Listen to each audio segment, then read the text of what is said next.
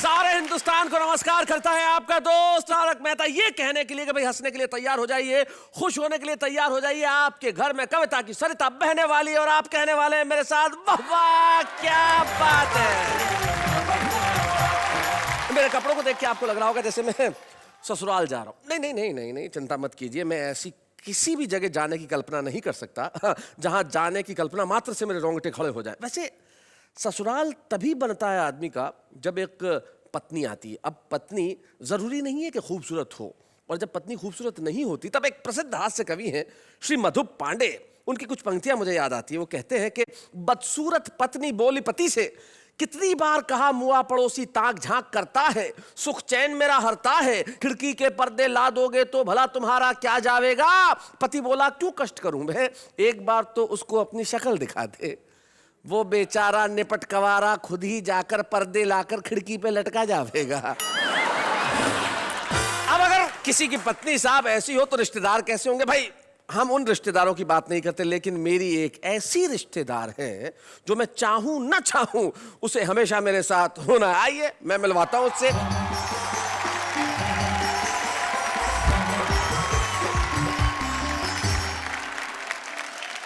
अंजलि तारक मेहता आपका स्वागत करती हूँ। आपकी मतलब आपकी अंजलि तारक मेहता आपका स्वागत करती हूँ। That's better। मैं सुन रही थी कब से कि आप ससुराल के बारे में बात कर रहे थे। जी वैसे ही आज कपड़ों को देख के ससुराल याद आ गया।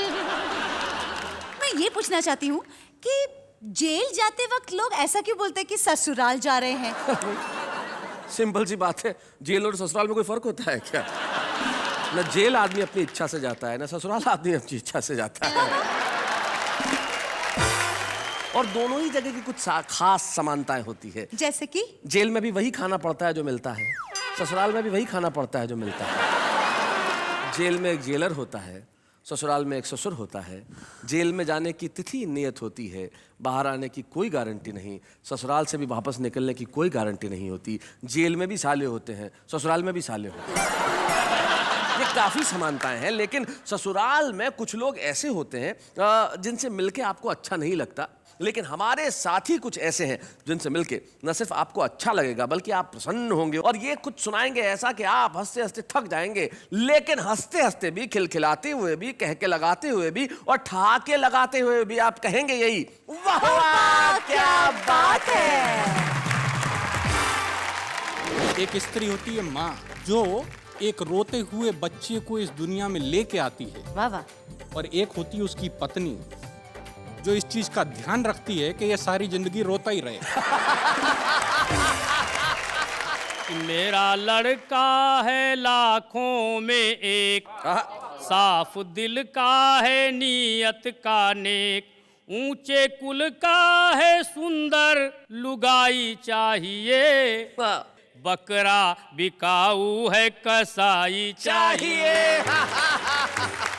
विवाह के पहले वर्ष पत्नी चंद्रमुखी जी, दूसरे वर्ष सूरजमुखी और तीसरे वर्ष ज्वालामुखी नजर आती है। विवाह के पहले वर्ष पति प्राणनाथ, दूसरे वर्ष नाथ और तीसरे वर्ष तो अनाथ ही हो जाता है।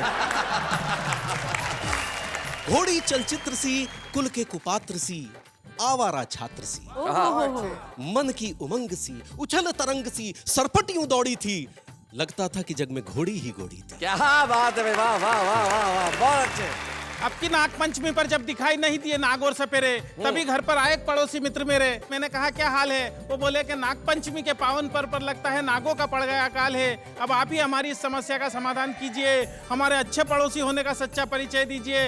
नाग तो हमें मिले नहीं, इस बार आप ही दूध पी लीजिए।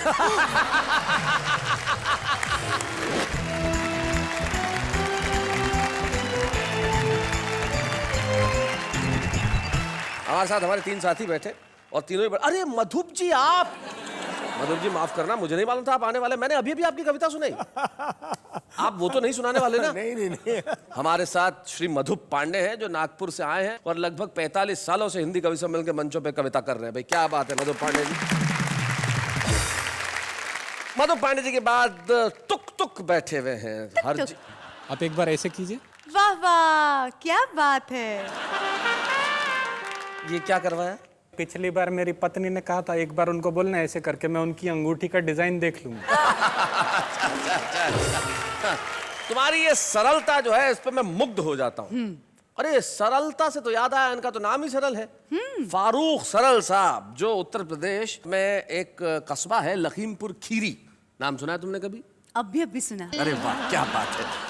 अध्यापक हैं अभी या रिटायर हो गए सरल साहब? बस रिटायर होने ही वाला हूँ। मतलब खुद हो रहे हैं या सरकार कर रही है? खुद कौन होना चाहता है? बताइए कि किसे सबसे पहले बुलाया जाए? ये अंकल जो कब से चुपचाप बैठे हैं ना, उनको। अंकल? क्या लाइनें कह दूं? जी बिल्कुल कहिए, आपको अंकल कहा तो बनता है आपका कहना। कि बुढ़ापे में जाए कहाँ इश्क के मारे, बुढ़ापे में जाए कहाँ इश्क के मारे, डाई से एक एक बाल रंग डाला, दाढ़ी को रंगने से मुंह भी हुआ काला, और फिर भी निगोड़ी ये शैतान की खाला, मुझे अंकल ही अंकल कह के पुकारे, बुढ़ापे में जाए कहाँ इश्क के मारे। फारूक सरल साहब, मैं जानता हूं कि आपको अभी कुछ देर आराम की जरूरत है। ये अंकल से थोड़ा बाहर निकल आइए। हम चाहते हैं बुलाना उसे जो कुछ दिनों में अंकल बनने ही वाला है, हरजीत सिंह तुक। आइए।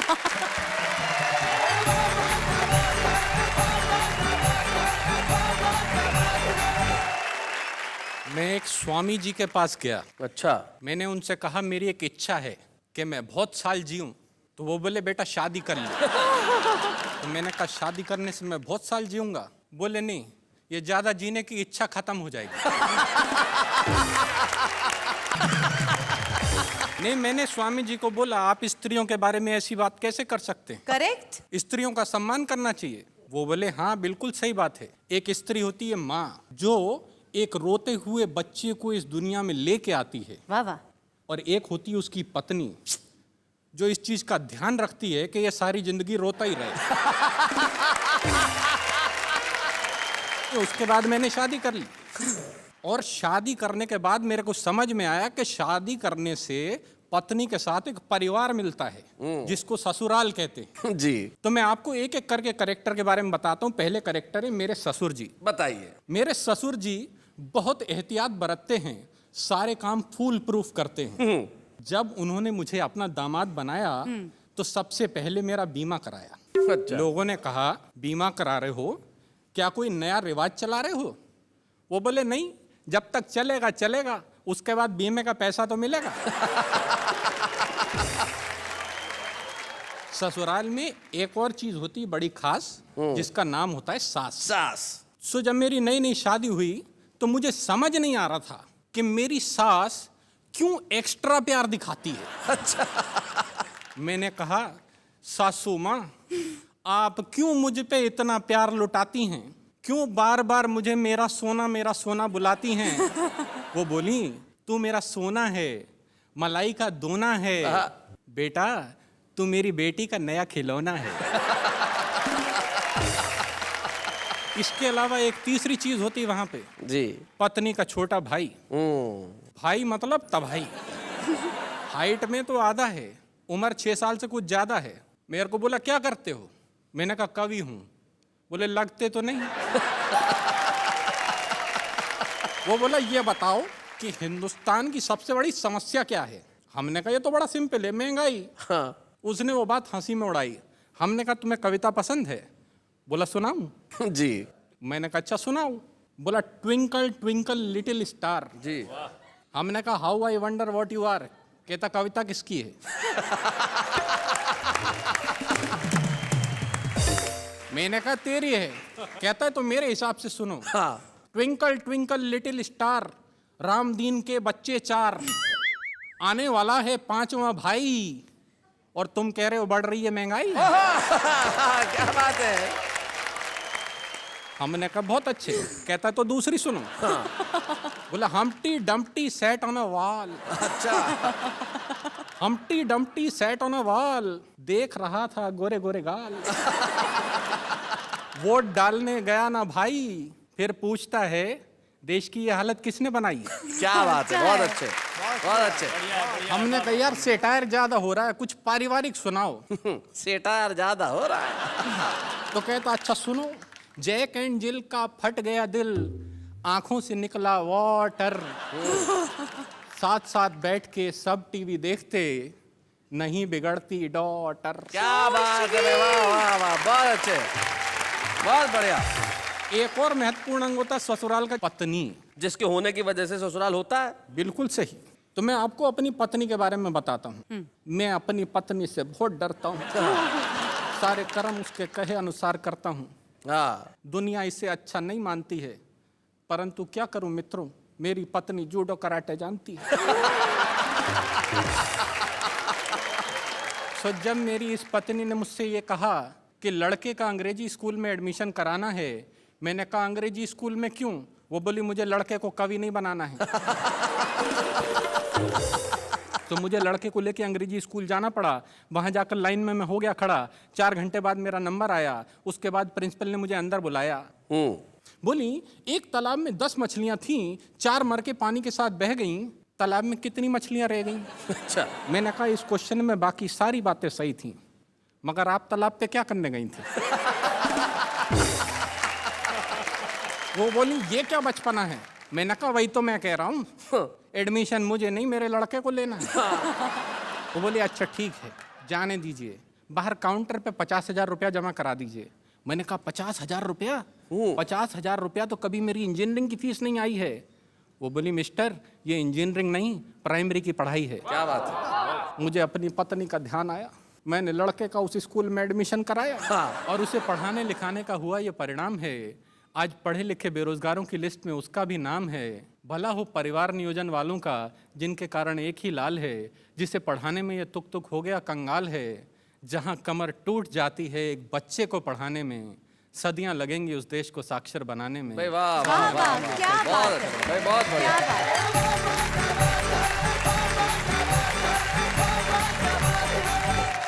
भाई तुक तुक बहुत बढ़िया। आपने ससुराल से निकल के जो आप सीधे स्कूल में घुसे और वहां से भारतीय शिक्षा व्यवस्था पे जो आप व्यंग्य लेके आए वो कमाल का था। तुक तुक आपकी बातों में सिर्फ तुक नहीं है, अर्थ भी है, और आपका ये कहना बिल्कुल व्यर्थ नहीं है। जो आप कह रहे हैं वो बहुत मुफीद कह रहे हैं, बहुत सच्चा कह रहे हैं, बहुत अच्छा कह रहे हैं। आपके लिए वाह वाह, क्या बात है। ऐसी शिक्षा व्यवस्था में भी जो आदमी अपनी हंसी और व्यंग्य की जो पकड़ है वो मजबूत रखता है, बच्चों को पढ़ाता भी है, कविताएं भी पढ़ता है, और पूरी जनता को हंसाने का बीड़ा जिसने उठा रखा है उनका नाम फारूक सरल है। तो फारूक सरल साहब, अब तो अंकल का सदमा उतर गया ना, अब आइए जरा सुनाइए।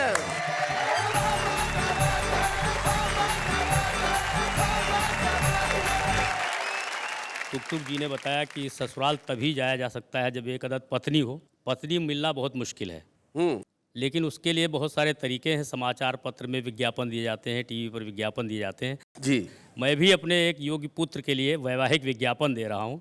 उसमें पुत्र की योग्यताएं और जी।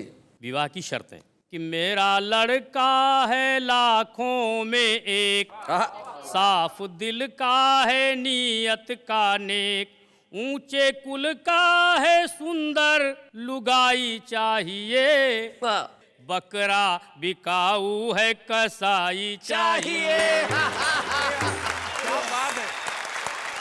योग्यता कि 3rd डिवीजन इंटर से लेकर MA तक पास है। अच्छा। अफसर बाबू या चपरासी पद की उसे तलाश है, और पुलिस रजिस्टर 8 में उसका सबसे ऊपर नाम है। गिराकटी रहजनी डकैती कर लेता हर काम है, कर लेता है डिस्को भी, खत लिखे वो जिसको भी, होनहार ऐसा जमाई चाहिए, बकरा बिकाऊ है कसाई चाहिए।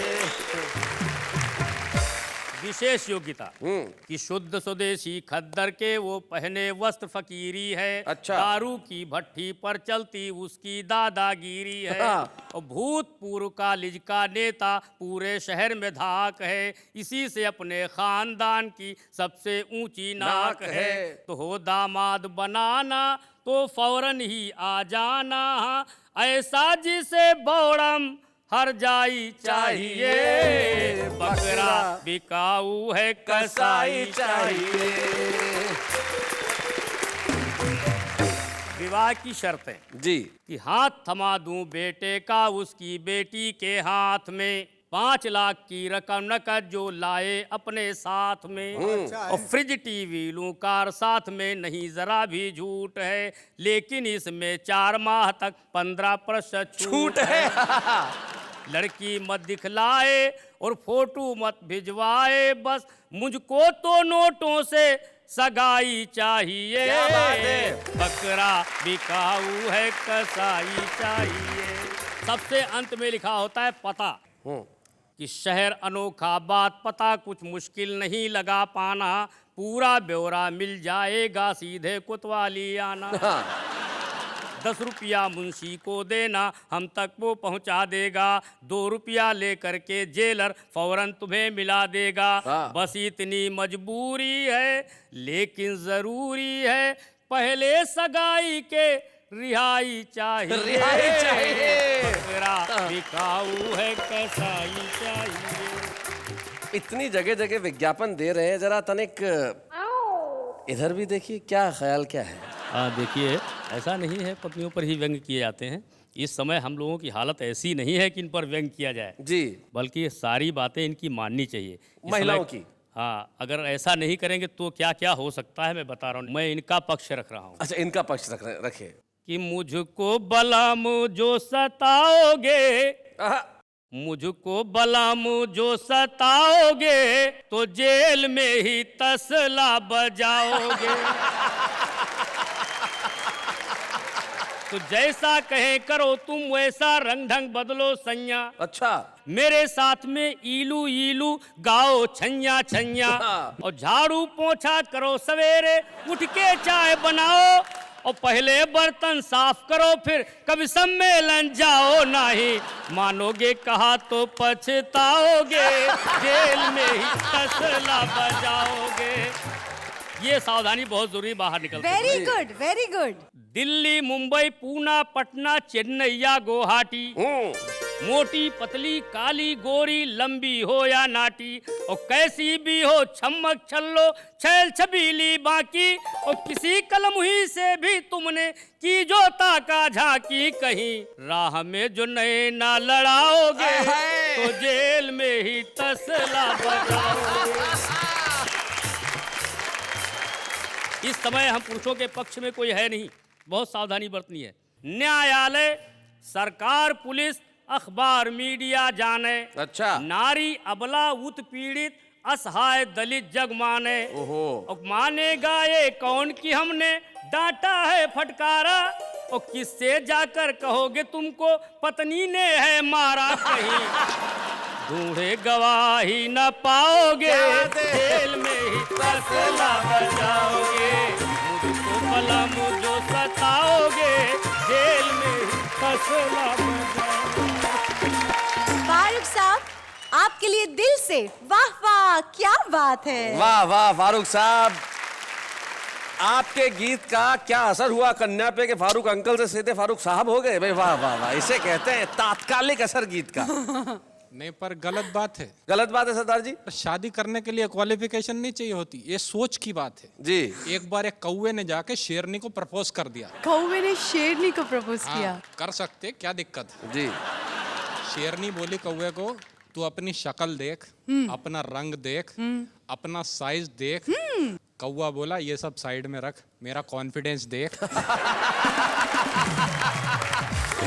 कॉन्फिडेंस किसको कहते हैं? देखो, एक चूहा तेजी से दौड़ा चला जा रहा था तो बंदर ने पूछा कहां जा रहे हो, क्यों इतना घबरा रहे हो? तो चूहे ने कहा बताऊं, बहुत बड़ा चक्कर है, शेर की बीवी घर से भाग गई है, शक अपने ऊपर है।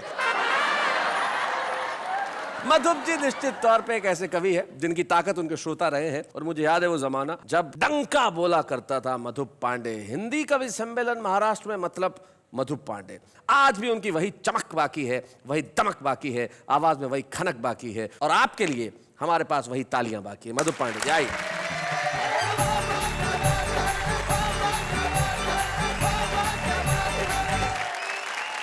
एक व्यंग देखिए, बहुत छोटा सा। एक दिन क्लास में चला गया और क्लास में जाकर ऐसी सहज मन से बात छेड़नी थी तो पूछ लिया कि क्लास में सबसे बड़ा बेवकूफ़ कौन है। बड़ा सन्नाटा रहा, सा बड़ी देर तक कोई खड़ा नहीं हुआ।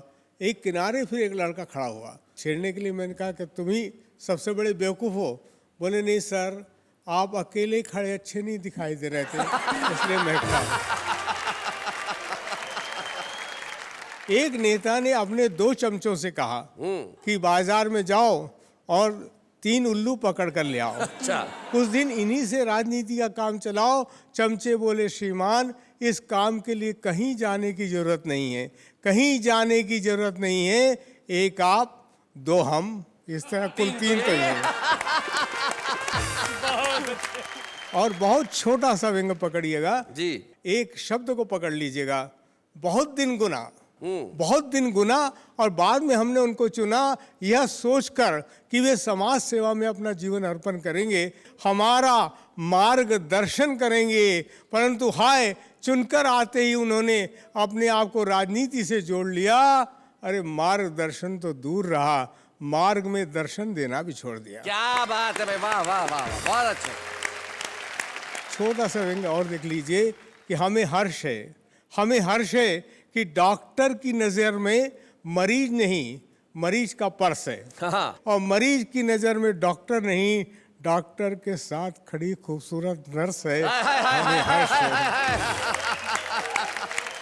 जब ससुराल की बात छेड़ दी इन्होंने, तो एक अंश इन्होंने सुना दिया जी। क्या क्या पराक्रम कर सकती है पत्नी। जी। विदा समय में माँ की बहुत लाडली बेटी फूट फूट रोती थी ऐसे, मरघट को जाती हो जैसे। अच्छा। तो दुखी बाप ने गले लगाकर कहा उसे बहुत समझाकर, तो बेटी बोली दुख दर्द सब सह जाऊंगी, पर मेरे बापू ये माँ के बिन ना रह पाऊंगी, माँ के बिन ना रह पाऊंगी। तो बापू बोला बेटी तू अब जाते जाते इतना सुख मुझको भी दे जा, पति घर अपने साथ साथ ही अपनी इस माँ को भी ले जा।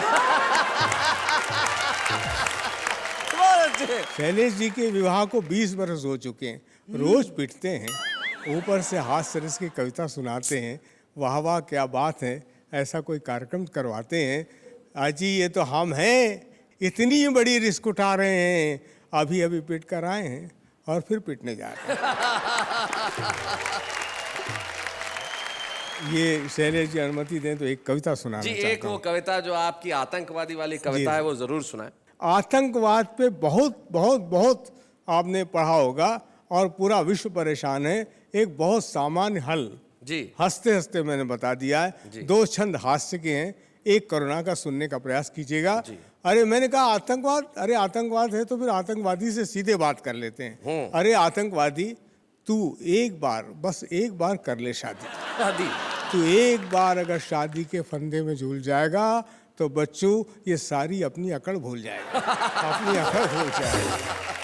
वैसे भुक्तभोगियों ने विवाह के बाद पत्नी के चेहरे को लेकर जो बात कही है वो बिल्कुल सही है। याद करके ही तबीयत घबराती है। कहा है कि विवाह के पहले वर्ष पत्नी चंद्रमुखी जी, दूसरे वर्ष सूरजमुखी और तीसरे वर्ष ज्वालामुखी नजर आती है। सुन सुनकर सिर चकराता है। विवाह के पहले वर्ष पति प्राणनाथ, दूसरे वर्ष नाथ और तीसरे वर्ष तो अनाथ ही हो जाता है। परंतु यही पत्नी कैसे रूप में उस आतंकवादी को परावर्तित कर सकती है अपने मन के तेवर को, ये बात देखिए कैसे मैं उसमें पिरोने का प्रयास किया। और विश्वास मान, जब तेरी पत्नी के पेट में अंकुरित होगा तेरा अंश, तेरा वंश, तेरा बच्चा, तुझे लगेगा बहुत अच्छा। फिर बच्चे के जन्म की खुशी, प्रसव की अनवरत यातना के बाद पत्नी के चेहरे पर उभरी हल्की सी हंसी, ये सब तेरे जीवन के अंग हो जाएंगे। किसी गजल के मिसरे, किसी गीत के छंद हो जाएंगे। क्या बात। किसी गजल के मिसरे, किसी गीत के छंद हो जाएंगे। फिर तेरे कानों में गूंजेंगे तेरे बच्चे के मोहक मधुर बोल, बच्चे का तुतलाना और तुतला कर गाना, खिलौने कुछ छुंदल लाना, भालू अलबंदल लाना, हमसे नहीं बिछुल जाना, पापा जल्दी खलाना। क्या बात है, वाह वाह वाह वाह वाह वाह वाह, बहुत अच्छे। बता जब तेरे कानों में गूंजेगी तेरे मासूम बच्चे की तुतलाती बोली, तो क्या तेरी बंदूक किसी के सीने में उतार पाएगी गोली। वाह वाह वाह वाह वाह वाह, बहुत अच्छे भाई, बहुत बढ़िया। स्वागत है फिर से आपका उसी महफिल में जहां पे हंसी खुशी और कविताएं हैं और जिसका नाम है वाह वाह क्या बात है। मैं आपसे कुछ पूछना चाहती हूँ। आप इसके सिवाय करती भी क्या है? पूछिए पूछिए पूछिए थैंक जी। यू। मैं ये पूछना चाहती हूँ कि आप विश्व भर में जाके कविताएं पढ़ते हैं, प्रोग्राम्स करते हैं, यहाँ पे हमारे वाह वाह क्या बात है के मंच पे कविताएं सुनते हैं जी। कभी आप कुछ मिस करते हैं? मैं बहुत मिस करता हूँ ऐसे कवियों को जिन्हें मैंने बचपन में देखा सुना और दुर्भाग्यवश वो आज हमारे बीच नहीं है। लेकिन कवि कभी मरता नहीं है क्योंकि उसकी कविता हमेशा अमर होती है। तो आज मैं खुद को और आप सबको एक ऐसा खास मौका देने जा रहा हूं जिसमें हम एक ऐसे कवि की रचना सुनेंगे जो हिंदी हास्य कविता का सिरमौर था। एक ऐसे कवि जिनका नाम था श्री ओम प्रकाश आदित्य। और आज उनकी विशिष्ट कविता को पढ़ने के लिए हमारे पास एक विशिष्ट अभिनेता उपस्थित है, एक खास मेहमान, लापता गंज के मुकुंद लाल यानी कि रोहिताश गौड़।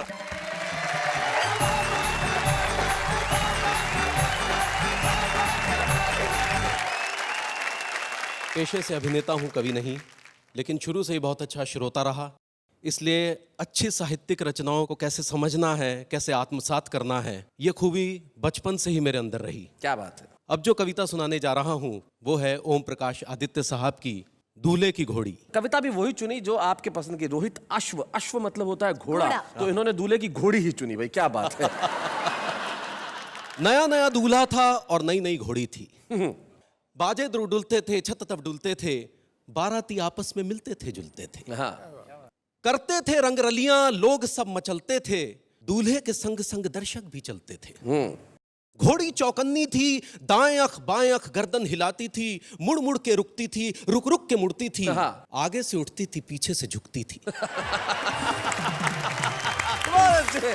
युद्धों के योग्य थी, शादी में द्रप थी, वकीलों के तर्कों से ज्यादा सतर्क थी। बेचारा दूल्हा भी घोड़ी की गतिविधियां देखकर काफी चौकन्ना था। उसका इस यात्रा में दुल्हन से ज्यादा इस घोड़ी पर ध्यान था।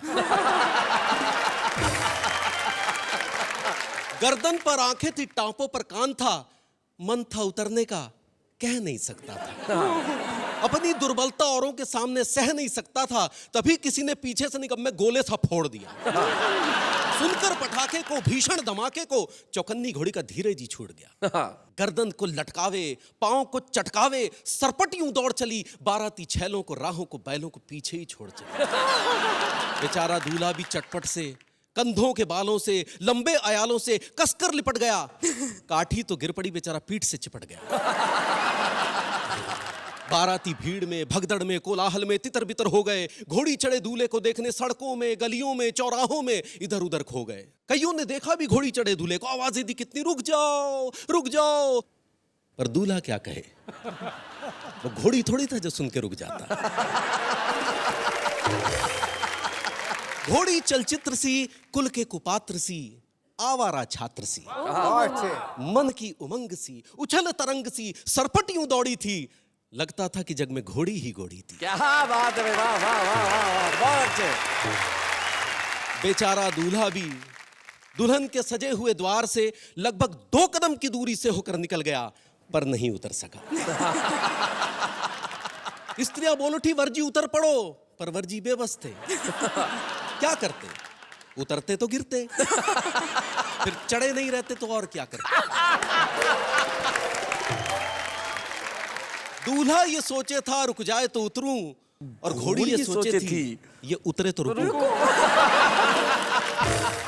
वर को घोड़ी का डर, घोड़ी को वर का डर, डर को डर पकड़े था, ये उसको जकड़े थी, वो उसको जकड़े था। क्या बात है। वाह वाह वाह वाह, बहुत बढ़िया।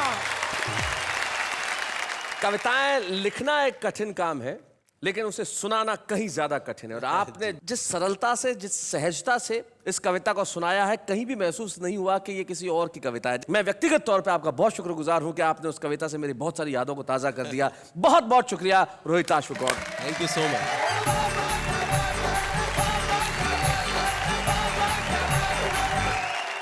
रोहिताश जी ने कितनी बेहतरीन तरीके से कविता पढ़ी। बेशक। क्या आज भी ऐसे कविताएं लिखी जाती है? देखिए, कविताएं ऐसी लिखी जाती है नहीं, ये एक बहस का विषय हो सकता है, लेकिन सबसे बड़ी चीज़ ये है कि कविताएं लिखी जा रही हैं। ऐसे बहुत सारे छुपे रुस्तम हैं जो न जाने कहाँ कहाँ छोटे छोटे गांवों में, कस्बों में है, लेकिन बहुत अच्छी कविताएं लिख रहे हैं। और आज एक बेहद छोटे से गांव मध्य प्रदेश में बेटमा से हमारे बीच में एक ऐसा कवि आता है जिसमें भरपूर संभावना है। वो आज छुपा रुस्तम जरूर है, लेकिन निश्चित तौर पे कल वो एक बड़ा नाम होगा। संजय खत्री, बेटमा से।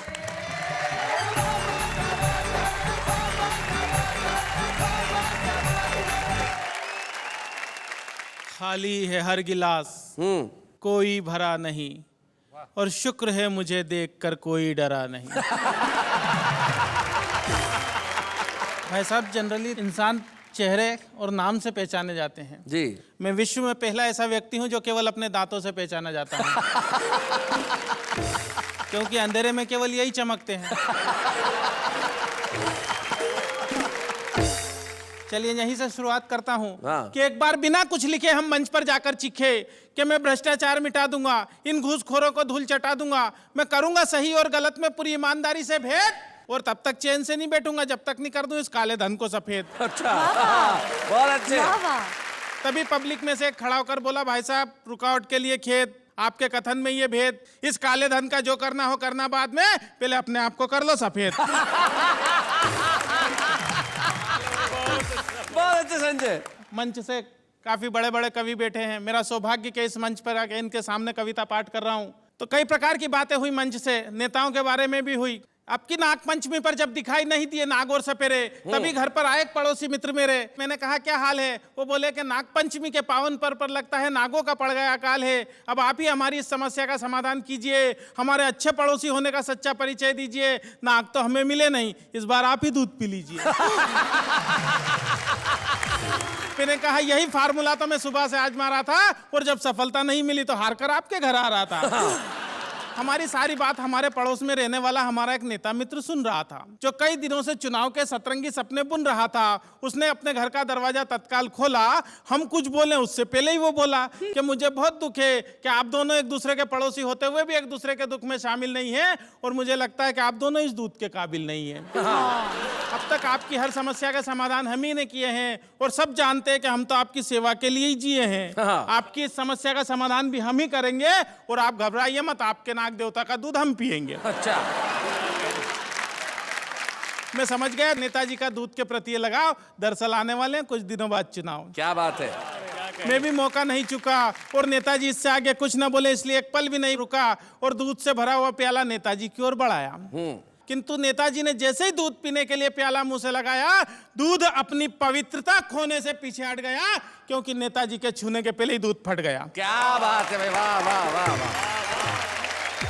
नेताजी के छूने के पहले ही दूध फट गया। हमने कहा नेताजी ये तो सब आपकी राजनीतिक शतरंज के चुनावी पासे हैं, और आप दूध के नहीं इस देश की जनता के खून के प्यासे हैं। वाह वाह वाह वाह, बहुत अच्छा, बहुत बढ़िया। मंच से ससुराल के बारे में भी बात की गई। मेरे जन्म ने नई नई समस्याओं को जन्म दिया भाई साहब। तो मेरे जन्म के तुरंत बाद एक चिंता मेरे बापू को सता रही थी, क्योंकि मेरे भविष्य से ज्यादा उन्हें मेरी शादी की फिक्र खा रही थी। मेरे जन्म के तत्काल बाद मेरे पिता भगवान से बोले कि हे भगवान, तूने एक ऐसा खेल खेला और एक बेटा दिया तो वो भी काला था पहले।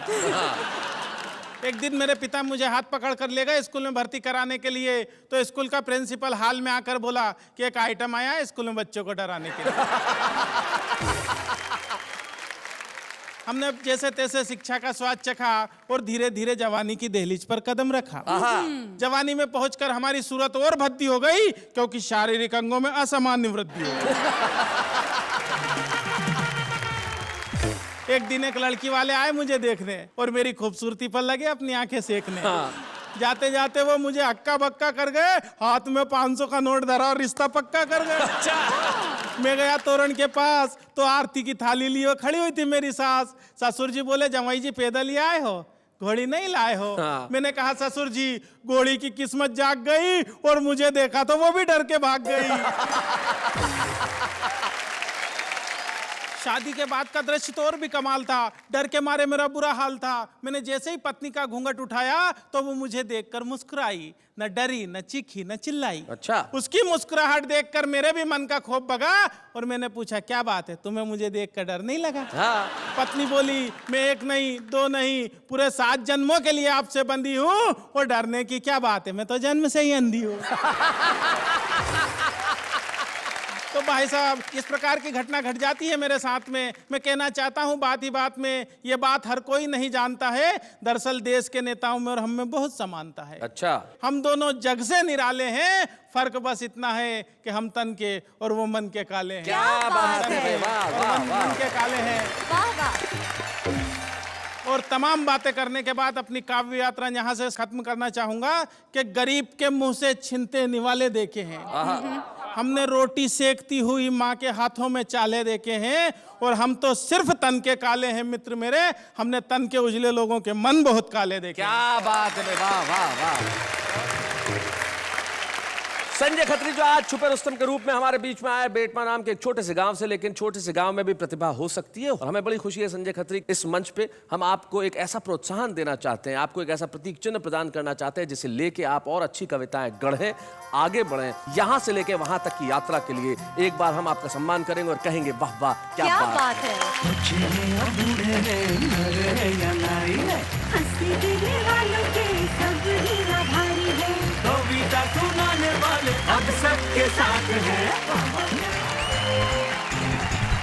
स्वागत है फिर से आपका उसी महफिल में जहां पे हंसी खुशी और कविताएं हैं और जिसका नाम है वाह वाह क्या बात है। भाई जो हमारे सामने जो कवि बैठे हैं, ये कवि तो कमाल के हैं, इनके जीवन में एक और कमाल की बात है। इनके बारे में बताना चाहता हूं कि इन्होंने अपनी शादी में एक भी पैसा दहेज में नहीं लिया था। अरे वाह, ये तो बहुत ही अच्छी बात है यार। सर मैं आपको प्रणाम करती हूँ, सैल्यूट करती हूँ इस बात के लिए। पूरी बात सुन लो, फिर 2 बार चाहे तो सैल्यूट कर लेना। अच्छा। इन्होंने अपनी शादी के वक्त दहेज इसलिए नहीं लिया था क्योंकि शादी के टाइम कहा था कि मैं एक भी पैसा दहेज नहीं लूंगा, बस सारी जिंदगी मेरी कविताएं सुनते रहना। आज तक इनके ससुराल वाले बहुत पछताते हैं, विद इंटरेस्ट कई बार दहेज ऑफर कर चुके हैं, और ये है कि मानती नहीं। क्या बात है, आप इंप्रेस हुई ना इनसे? यस भाई इनकी कविताओं से भी इंप्रेस हुई, इनसे भी इंप्रेस हुई, लेकिन अब उनसे इंप्रेस होंगी जो वहां है। हाँ, देखिए जरा। जा रहे मिस कॉल, उन्हें याद दिलाना है, लौटते समय सब्जी और राशन लाना। कोई उनको दे दे जरूर ये पैगाम, अब न बढ़ाएं सिलेंडरों के दाम।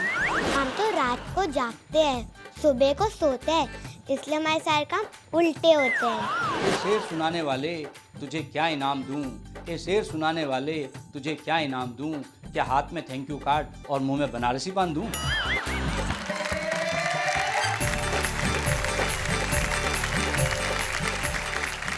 तो भाई ये है हमारे आम आदमी जिनकी कविताएं उनके दिलों में बिल्कुल सहज रूप में पलती है, जैसा सोचते हैं वैसा कहते हैं। और हमें बड़ी खुशी है कि हमारे साथ एक ऐसे कवि हैं जो पिछले कई वर्षों से जैसा दिख रहा है वो वैसा ही लिख रहे हैं। 40 साल से जिनकी कविता एक अखबार में लगातार छप रही है और देश की जनता का प्यार वो पा रहे हैं और उन्हें अपनी कविताओं का प्यार दे रहे हैं। वाह वाह क्या बात है, गौरवान्वित है कि आज हम इस मंच पे श्री मधुप पांडे का स्वागत करना चाहते हैं। आइए हम मिलकर अभिनंदन करें श्री मधुप पांडे का।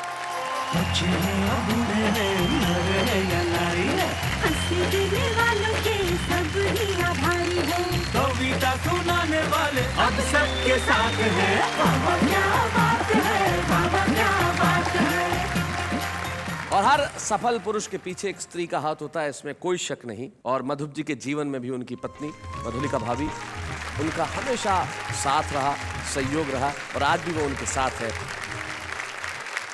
मधुलिका भाभी, कितने वर्ष हुए आपके विवाह को?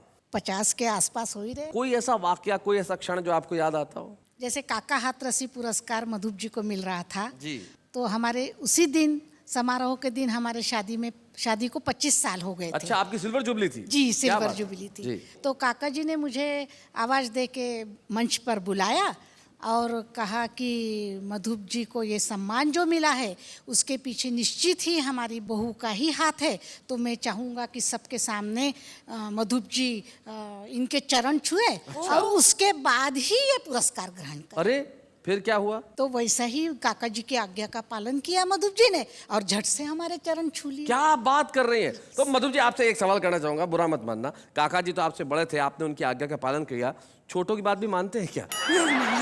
क्योंकि सम्मान तो आज भी हुआ है। क्या बोलते हैं मधुप जी, हो जाए? क्या बोलते हैं? मैं चाहूंगी कि आज मैं इनके चरण क्या बात है भाई, वाह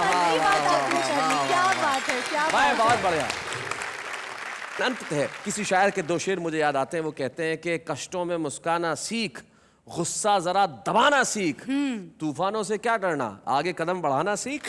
तो हम इसी तरह से आगे कदम बढ़ाते रहेंगे। आपको ठीक रात, शनिवार की रात 10 बजे और रविवार की रात को भी 10 बजे ऐसे ही कविताएं सुनाते रहेंगे और कहते रहेंगे वाह वाह क्या बात है।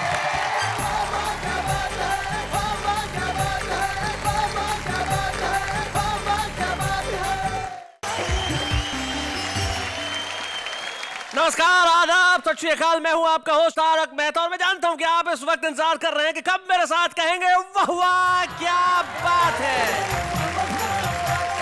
जिंदगी में सवाल कई बार बड़े मुश्किल हो जाते हैं, लेकिन कई बार बड़े आसान सवाल के जवाब मुश्किल हो जाते हैं। हुआ यूं कि मेरे पड़ोस में रहने वाले दंपत्ति ने अपनी छोटी सी बेटी से पूछा कि बेटा बताओ तुम्हें कौन ज्यादा पसंद है, पापा पसंद है या मम्मी। बच्ची कहने लगी कि मुझे मेरे दादा दादी और नाना नानी सबसे ज्यादा पसंद है। बच्चे अक्सर बिल्कुल सच बोलते हैं, लेकिन जैसे जैसे हम बड़े होते जाते हैं हम सिचुएशन के हिसाब से सच को थोड़ा बहुत घुमा फिरा कर तोड़ मरोड़ कर बोलना शुरू कर देते हैं। लेकिन एक छोटा सा सच इस समय का यह है कि मेरे साथ जो मेरी को होस्ट खड़ी रहती है उन्हें बुलाना सबसे पहले जरूरी है। आइए हम स्वागत करते हैं नेहा के मेहता का।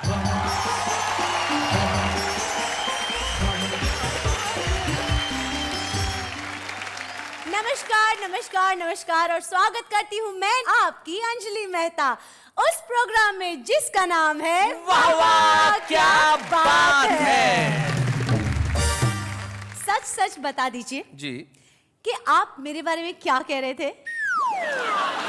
मैं ये कह रहा था कि आप जब आती है तो महफिल की रौनक बढ़ जाती है। बिल्कुल सच। हाय हाय, थैंक यू सो मच। अरे इसमें थैंक यू की क्या बात है। आज मैंने सोच लिया कि आज हम सिर्फ सच बोलेंगे, तो आप भी सच सच बता दीजिए कि आप मुस्कुराती क्या सोचकर हैं। अभी तो मैं आपके बारे में सोचकर मुस्कुरा रही हूँ। क्या क्या सोच रही है मेरे बारे में? नहीं, मैं ये सोचकर मुस्कुरा रही थी कि आप कौन कौन से कवियों को बुलाने वाले हैं।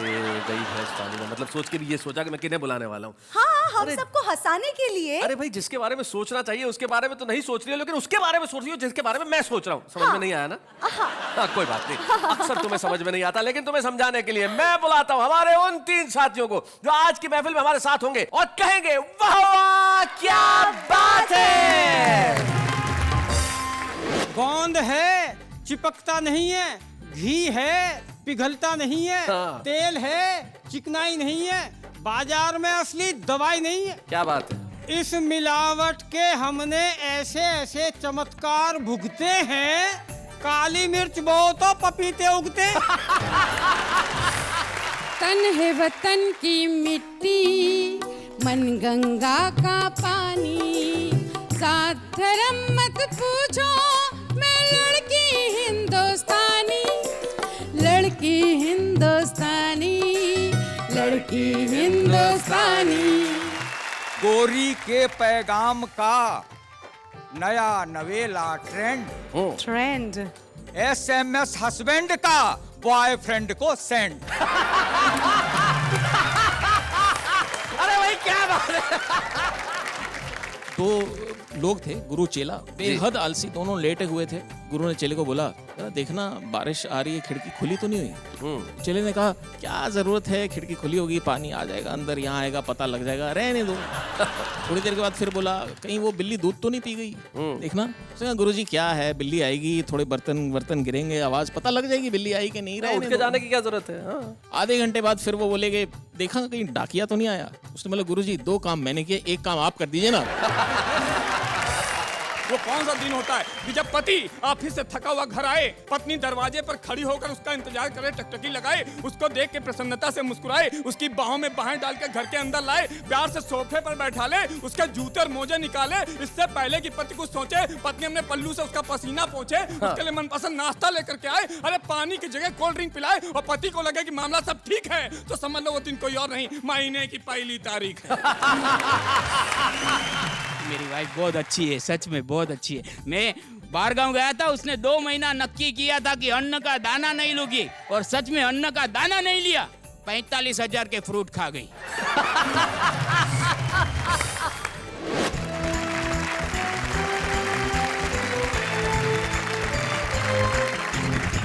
स्वागत है आपका आपके अपने शो में जिसका नाम है वाह वाह क्या बात है। सच बोलने के लिए हमारे 3 साथी यहाँ पे उपस्थित हैं। सबसे पहले जो बड़े खूबसूरत से बंद गले के सूट में बैठे हुए हैं, मुझे याद है वेद प्रकाश की जब शादी हुई थी तब भी यही सूट था। शादी से लेके अब तक सूट नहीं बदला वेद प्रकाश? पत्नी भी तो नहीं बदली। एक बार बदल के देख लीजिए। फिर तो मैं सूट के लायक ही नहीं रहूंगा।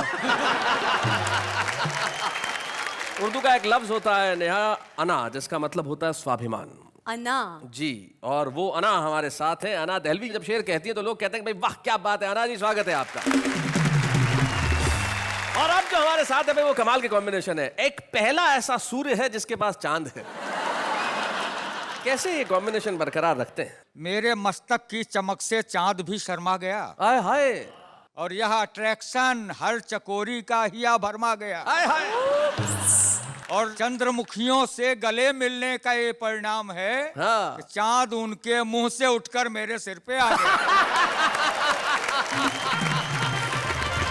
तो देखिए कितनी बढ़िया बात कही और एकदम सच का। सच बड़ा आवश्यक है और जिंदगी के कई सच के पहलुओं को छूते हुए हम आज के एपिसोड में आपके घरों तक पहुंचने की कोशिश करेंगे और आप मुस्कुराएंगे, खिलखिलाएंगे और कहेंगे वाह वाह क्या बात है। तो फिर देर किस बात की, आइए सबसे पहले मिलते हैं वेद प्रकाश वेद से।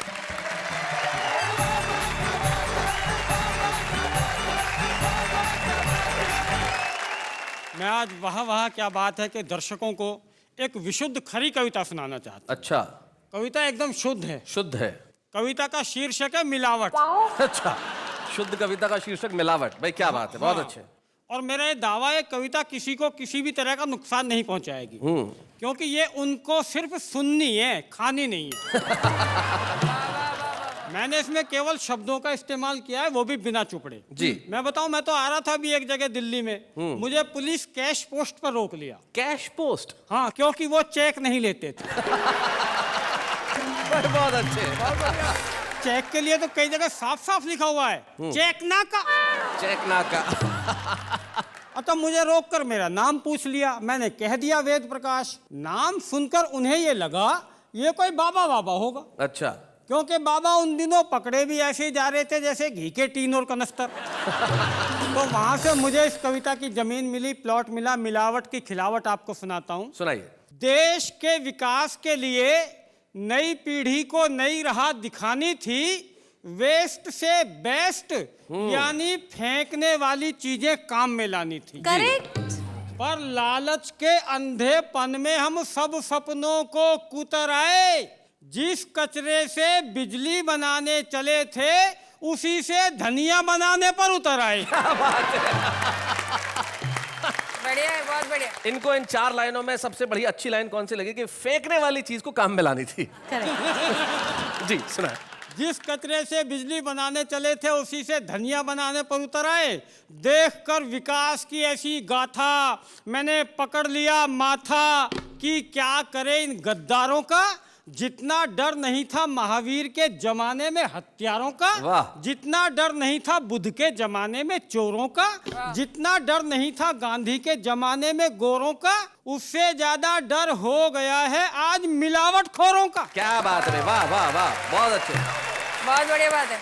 मैं आपको बताऊं, मुझे तो पिछले दिनों सूर्य कुमार जी मिल गए, बहुत परेशान थे। मैंने पूछ लिया भाई साहब क्यों परेशान हो?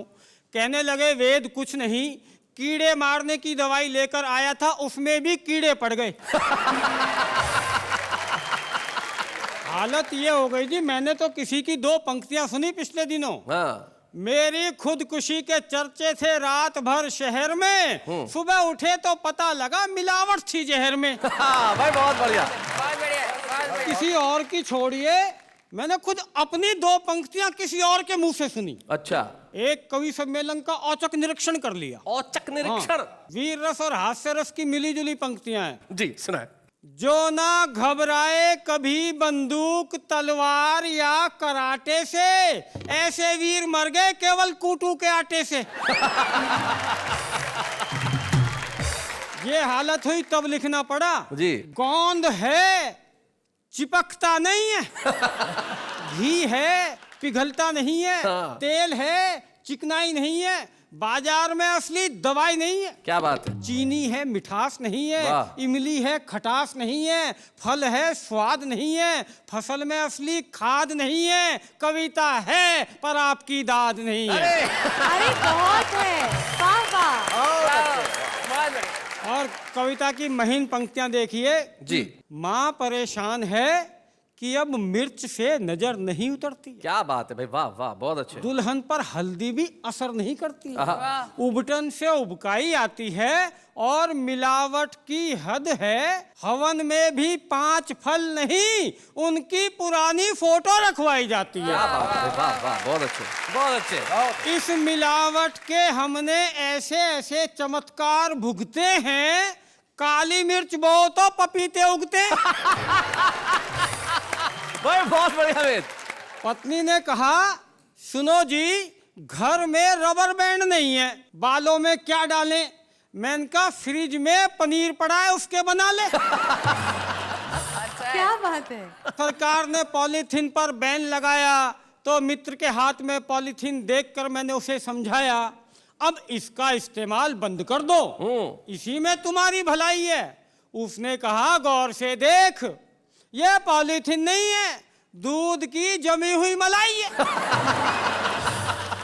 कहते हैं खाते वक्त मन प्रसन्न रहना चाहिए, पर मैं तो खाना देखते ही सन्न रह जाता हूँ। थाली भी मुझे डराने लगी है, अब मैं उसमें रखा खाना नहीं खाता, वो मुझे खाने लगी। क्या बात है भाई, वाह वाह वाह, बहुत अच्छे, वाह वाह, बहुत बढ़िया वेद। दाल चेहरे पर पाउडर लगाए बैठी है। हाँ। मटर ग्रीन एंड लवली चिपकाए बैठी है। अच्छा। लौकी ने देह में उभार के लिए इंजेक्शन लिया है। हाँ। और जिस दूध की दही रखी है उसने सवेरे ही शैम्पू किया। और अंत में इतना ही कहना चाहता हूँ लालच के अंधों से, कितने जन्मों का जोड़ लोगे इन मिलावटी धंधों से। क्या बात है। महावीर की गांधी की अहिंसा को याद करो, हत्याओं के लिए तो धरती पर पहले ही बहुत हथियार हैं, ये मिलावट जैसे और नए नए तरीके मत इजाद करो। वाह वाह वाह, मिलावट बहुत जैसे। अच्छा।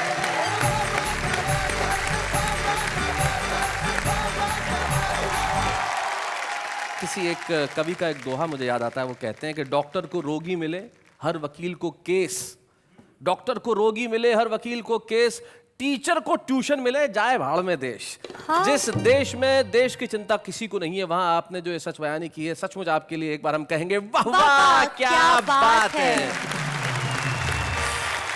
और आइए अब इस महफिल को आगे बढ़ाते हैं और बुलाते हैं उन्हें जिनके शेर बड़े मशहूर हैं और बड़े खास अंदाज में उन्हें पढ़ती हैं। जब वो पढ़ती हैं तो लोग सिर्फ यही कहते हैं वाह वाह, क्या बात है। आइए राधा एलवी जी।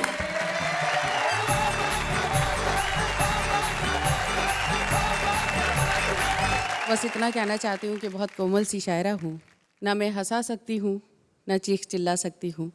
प्यार मोहब्बत की बात करूँगी, आपकी अपनी बात करूँगी। भारत माँ की बेटी हूँ, भारत माँ की बात करूँगी। 4 पंक्तियाँ पढ़ती हूँ पहले। जरूर इरशाद। फूल के रंग को तितली के हवाले कर दूँ, वाह वाह। गालिबो मीर को तुलसी के हवाले कर दूँ, आज आपस में मिला दूँ मैं सगी बहनों को, यानी उर्दू को मैं हिंदी के हवाले कर दूँ। क्या बात है, वाह वाह, मैं बहुत अच्छे। और 4 पंक्तियाँ पढ़ती हूँ। इस वतन की बेटी को ऐसा लगना चाहिए कि मैंने कुछ कहा है जी। बेवफाई के हर एक दाग को धो जाऊंगी, वाह वाह, और वफादारी का आईना मैं हो जाऊंगी। क्या बात है। ऐ वतन मैं तेरी बेटी हूँ, चहीती बेटी, एक दिन तेरी जमीन ओढ़ के सो जाऊंगी। क्या बात है भाई, वाह वाह भाई, बहुत खूब, बहुत खूब। बहुत बहुत शुक्रिया, बहुत बहुत मन दिया। और 4 पंक्तियां पढ़ना चाहती हूँ। किरण देना सुमन देना चमन देना न धन देना, वतन वालों मुझे तो सिर्फ इतना सा वचन देना, अना दिल में मेरे कोई तमन्ना है तो इतनी है, अगर मर जाऊं तो मुझको तिरंगे का कफन देना। क्या बात है, वाह वाह वाह वाह भाई, बहुत खूब। आप वतन की जब बात कर रही थी, मुझे संतोष आनंद जी की एक पंक्ति याद आती है। वो कहते हैं कि नज़ारे नज़र से ये कहने लगे कि नयन से बड़ी चीज़ कोई नहीं है, तभी मेरे दिल ने ये आवाज़ दी, वतन से बड़ी चीज़ कोई नहीं। क्या बात है, बहुत शुक्रिया। शैलेश जी, आपको एक बात बताऊं कि एक साहब ने मुझसे पूछा कि अना जी आपकी ज़ात क्या है। मुझे बहुत बुरा लगा क्योंकि मैं हिंदुस्तानी हूँ, इसलिए बहुत ज़्यादा बुरा लगा और वहाँ से मैंने ये गीत कहा जी। तन है वतन की मिट्टी, मन गंगा का पानी। क्या बात है, जात धर्म मत पूछो, मैं लड़की हिंदुस्तानी। क्या बात है, लड़की हिंदुस्तानी, लड़की हिंदुस्तानी। और बंद पढ़ती हूँ और आप मेरा साथ देना। हरी फिरोजी धानी नीली पीली लाल गुलाबी, पके टमाटर जैसी हूँ मैं एक कुड़ी पंजाबी, जो भी आँख मिला ले मुझसे वो हो जाए शराबी, टूटे फूटे हर ताले की रखती हूँ मैं चाबी। क्या बात है, सीधी साधी समझ न लेना, मैं हूँ बड़ी सयानी, लड़की हिंदुस्तानी, लड़की हिंदुस्तानी, लड़की हिंदुस्तानी, लड़की हिंदुस्तानी।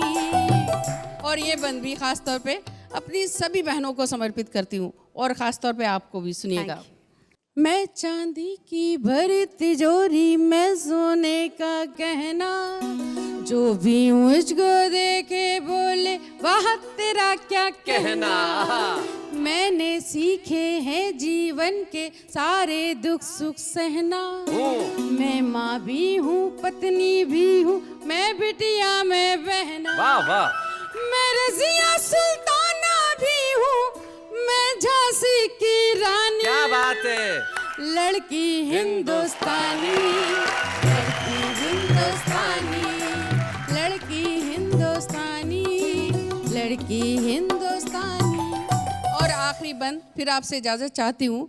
मेरे कितने रूप है, मैं हूँ बम्बई दिल्ली वाली, भोली भाली कश्मीरन हूँ, सजी धजी भोपाली, हरियाणा के खेतों में गेहूं की सुनहरी वाली, गुजराती नमकीन हूँ या मैं रसगुल्ला बंगाली, हरी मिर्चियों जैसी तीखी तीखी राजस्थानी। क्या बात है, लड़की हिंदुस्तानी, लड़की हिंदुस्तानी, तन है वतन की मिट्टी, मन गंगा का पानी, साथ धर्म मत पूछो, मैं लड़की हिंदुस्तानी, लड़की हिंदुस्तानी, लड़की हिंदुस्तानी।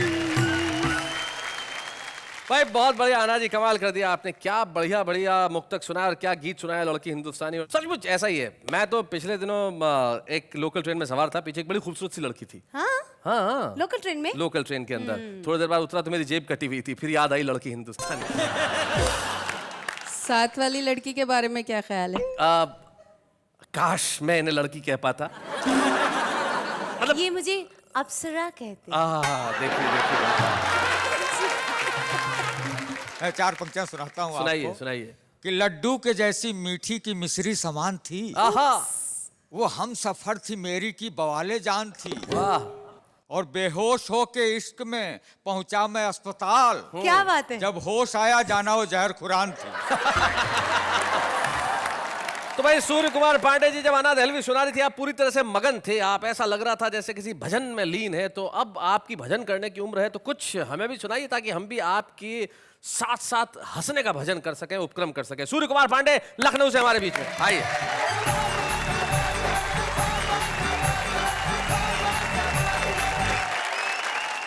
आप मुझे देख रहे हैं और मुझे देखिए, मैं बड़े ही खुले दिमाग का आदमी हूँ। जी लग रहा है।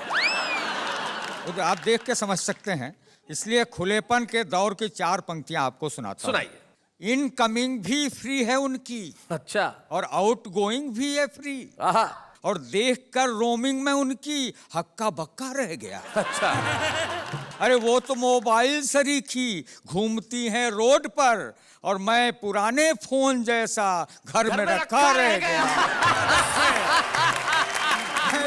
बहुत अच्छे। खुलापन का दौर है, खुला व्यक्ति हूँ। सुनिए जी जी। कि बदला है अब के बच्चों का कुछ ऐसा रिंगटोन। हाँ, माँ बाप अब तो रहते हैं वाइब्रेट मोड पर। क्या बात है, वाह वाह वाह। और मजनू तलाश मत कर लैला को तू गली में, हाँ। वह कब की शिफ्ट कर चुकी है मेन रोड पर। कब की शिफ्ट कर चुकी है मेन रोड पर। बहुत अच्छे। अब लैंगिक समानता का समय है, जेंडर इक्विटी का टाइम है। अच्छा है, तब मैंने थोड़ी गंभीरता से बात कही जी। कि यह है जेंडर इक्विटी।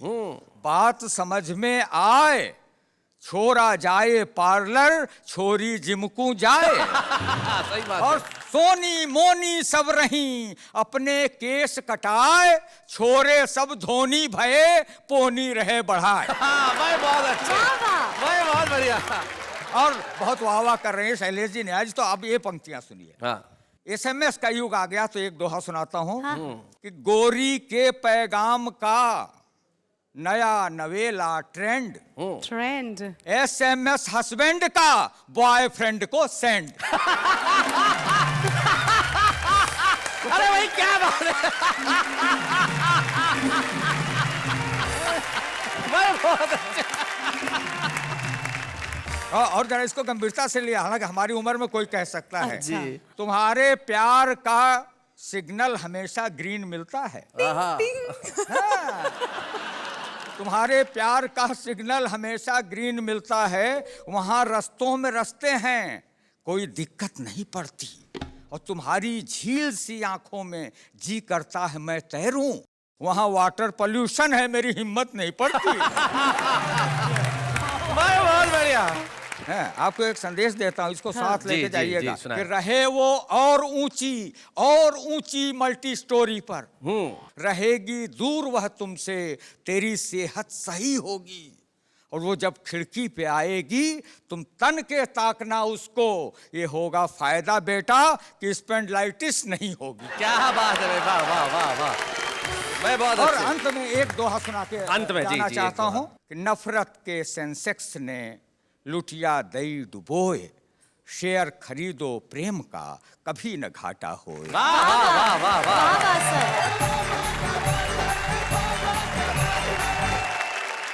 भाई पांडे जी कमाल कर दिया आपने, और आपने जिस ढंग से सुनाया, मैं आप ही की एक पंक्ति आपको समर्पित करना चाहता हूं कि प्रेशर कुकर कितना ही पुराना हो जाए सीटी मारना नहीं छोड़ता। भाई आपने बता दिया, कमाल कर दिया, बहुत अच्छे। इन्होंने तो बता दिया, अब आप सच सच एक बात बता दीजिए। भाई मैं तो आज जो भी कहूंगा सच कहूंगा, सच के सिवा कुछ नहीं कहूंगा, इस माइक की कसम खा के कहता हूँ। पक्का वादा? बिल्कुल बिल्कुल, पूछिए। तो बता ही दीजिए कि मैं आज कैसी लग रही हूँ। स्वागत है आपका फिर से उसी शो में जहाँ पे हंसी है, ठहाके है, मुस्कुराहट है, और जिसका नाम है वाह वाह क्या बात है। मेरा दूसरा सवाल। अरे पूछो। हाँ, ये जो सामने कवि और कवियत्री जी बैठे हैं जी, उन तीनों में से आपको सबसे ज्यादा किसकी कविता अच्छी लगती है? यार ये तो बड़ा मुश्किल काम है, यहीं पे झगड़ा करवा दोगी, सबसे सब दोस्त हैं मेरे। क्यों सच बोलना है इसलिए ये सब बहाना है? नहीं बहाना वाना कुछ नहीं भाई, मुझे तीनों की कविताएं पसंद है, इसमें क्या, हर व्यक्ति की कविता का कोई ना कोई पहलू पसंद है। नहीं एक मिनट, ये कैसे हो सकता है? कैसे हाँ? नहीं होता है। अब देखिए, मुझे कटरीना का चेहरा पसंद है, मुझे करीना के बाल पसंद है, और ऐश्वर्या की आंखें पसंद है, तो हर आदमी का अलग अलग पहलू पसंद आता है कोई। हाँ? ओके, पर मेरा क्या पसंद है आपको, ये तो बताइए। आप जब चुप रहती हैं तो मुझे बहुत अच्छा लगता है। उस वक्त मुझे इतनी पसंद आती है आप, जिसकी हद नहीं है। चलिए, ये चुप हो गई है, बहुत बढ़िया। अगर ये चुप हो गई है तो ये बोलने का मौका हम हमारे खास मेहमान को देते हैं। हमारे खास मेहमान जो हमारे बीच में आए, जो खुद भी एक बड़े कमाल के ह्यूमरिस्ट हैं, आज हमारे बीच में वो जीवित कर रहे हैं हमारे एक ऐसे प्रसिद्ध कवि को जो हिंदी हास्य कवि समय उनकी पताका कई वर्षों तक फहराते रहे, स्वर्गीय श्री गोपाल प्रसाद व्यास जी की एक कविता आज हमें सुनाएंगे वो, जिन्होंने टेलीविजन पे और फिल्म के पर्दे पर अपनी राइटिंग से बहुत धमाल मचाया है, गुरपाल सिंह।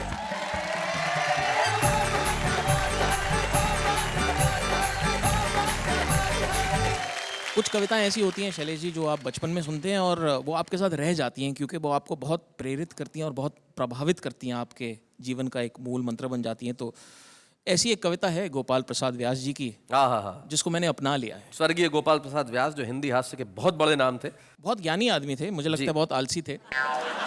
अरे आलस से याद आया, 2 लोग थे, गुरु चेला, बहुत ही आलसी, बेहद आलसी, दोनों लेटे हुए थे। बहुत टाइम के बाद गुरु ने चेले को बोला, जरा देखना बारिश आ रही है, खिड़की खुली तो नहीं हुई। चेले ने कहा, क्या जरूरत है, खिड़की खुली होगी, पानी आ जाएगा अंदर, यहाँ आएगा पता लग जाएगा, रहने दो। गुरु ने कहा सही बात है। थोड़ी देर के बाद फिर बोला, कहीं वो बिल्ली दूध तो नहीं पी गई, देखना। गुरु जी क्या है, बिल्ली आएगी, थोड़े बर्तन गिरेंगे, आवाज पता लग जाएगी बिल्ली आई कि नहीं, उठ के जाने की क्या जरूरत है। आधे घंटे बाद फिर वो बोले कि देखा कहीं डाकिया तो नहीं आया। उसने बोला, गुरु जी 2 काम मैंने किए, 1 काम आप कर दीजिए ना। ऐसे जोक्स से मैं बहुत प्रभावित हुआ और ऐसी कविता से भी जो मैं आपको सुनाने जा रहा हूँ, गोपाल प्रसाद व्यास जी की कविता है आराम करो। और आपके डील डॉल से भी लगता है कि आप इसके सिवा क्या सुना सकते हैं। आराम करो, जी सुनाइए। एक मित्र मिले, बोले, लाला तुम किस चक्की का खाते हो, इस 1.5 छटाक के राशन में भी तोंद बढ़ाए जाते हो। क्या रखा है मांस बढ़ाने में, मनहूस अकल से काम करो। संक्रांति काल की बेला है, मर मिटो जगत में नाम करो। संक्रांति काल की बेला है, हमारी नई पीढ़ी के बच्चों को बता दें कि पीरियड ऑफ ट्रांजिशन जो ये चल रहा है, उसको हम कहते हैं संक्रांति काल। जी हम बोले, रहने दो लेक्चर, पुरुषों को मत बदनाम करो, इस दौड़ धूप में क्या रखा, आराम करो, आराम करो, आराम करो। मैं बहुत अच्छे। आराम जिंदगी की कुंजी, इसे न तपेदिक होती है। तपेदिक, टीबी, ट्यूबरकुलोसिस। आराम जिंदगी की कुंजी, इसे न तपेदिक होती है। आराम सुधा की एक बूंद, तन का दुबलापन खोती है। आराम शब्द में राम छिपा, जो भव बंधन को खोता है। आराम शब्द का ज्ञाता तो विरला ही योगी होता है। इसलिए तुम्हें समझाता हूँ, मेरे अनुभव से काम करो, ये जीवन यौवन क्षण भंगुर। आराम करो, आराम करो। भाई क्या बात है। फिर वो कहते हैं, यदि करना ही कुछ पड़ जाए, मतलब कुछ करने की जरूरत नहीं है, लेकिन फिर भी यदि करना ही कुछ पड़ जाए तो अधिक ना तुम उत्पात करो, अपने घर में बैठे बैठे बस लंबी लंबी बात करो। करने धरने में क्या रखा, जो रखा बात बनाने में। होंठ हिलाने में जो रस है, वो कभी ना हाथ हिलाने में। मुझसे पूछो बतलाऊं, है मजा मूर्ख कहलाने में। जीवन जागृति में क्या रखा, जो रखा है सो जाने में। क्या बात है। मैं यही सोचकर पास अकल के कम ही जाया करता हूँ। जो बुद्धिमान जन होते हैं उनसे कतराया करता हूँ। दिए जलने से पहले ही मैं घर आ जाया करता हूँ। जो मिलता है खा लेता हूँ, चुप के सो जाया करता हूँ। मेरी गीता में लिखा हुआ, सच्चे योगी जो होते हैं वो कम से कम 12 घंटे तो बेफिक्री से सोते हैं। अदवायन खिंची खाट पे जो पढ़ते ही आनंद आता है, वो 7 स्वर्ग उपवर्ग मोक्ष से भी ऊंचा उठ जाता है। क्या बात है। जब सुख की नींद कड़ाह तकिया इस सर के नीचे आता है, तो सच कहता हूँ इस सर में इंजन जैसा लग जाता है। मैं मेल ट्रेन हो जाता हूँ, बुद्धि भी फक फक करती है, भावों का रश हो जाता है, कविता सब उमड़ी पड़ती है। मैं औरों की तो नहीं, बात पहले अपनी ही लेता हूँ। मैं पड़ा खाट पर बूटों को ऊंटों की उपमा देता हूँ। वाह वाह वाह वाह। मैं खटरागी हूँ, मुझको तो खटिया पे गीत फूटते हैं। छत की कड़ियां गिनते गिनते छंदों के बंद टूटते हैं। मैं इसलिए तो कहता हूँ, मेरे अनुभव से काम करो। ये खाट बिछा लो आंगन में, बैठो लेटो आराम करो। आराम करो, आराम करो। वाह वाह वाह। भाई क्या बात है गुरपाल जी, आपने स्वर्गीय गोपाल प्रसाद व्यास जी की एक अद्भुत कविता हमें सुनाई। आराम करो, आराम करो, आराम करो। अद्भुत। और अब हम भी चाहते हैं कि आप बहुत थक गए होंगे। मैं बहुत थक गया हूँ शैलेश जी, वहाँ से चल के आया हूँ यहाँ तक, इतनी लंबी कविता सुनाई। अब मुझे आराम करना है, मुझे 12 घंटे पूरे भी करने नींद के। क्या बात है। तो गुरपाल जी मेरे कहने से एक काम करो, आराम करो, आराम करो, आराम करो। Thank you so much.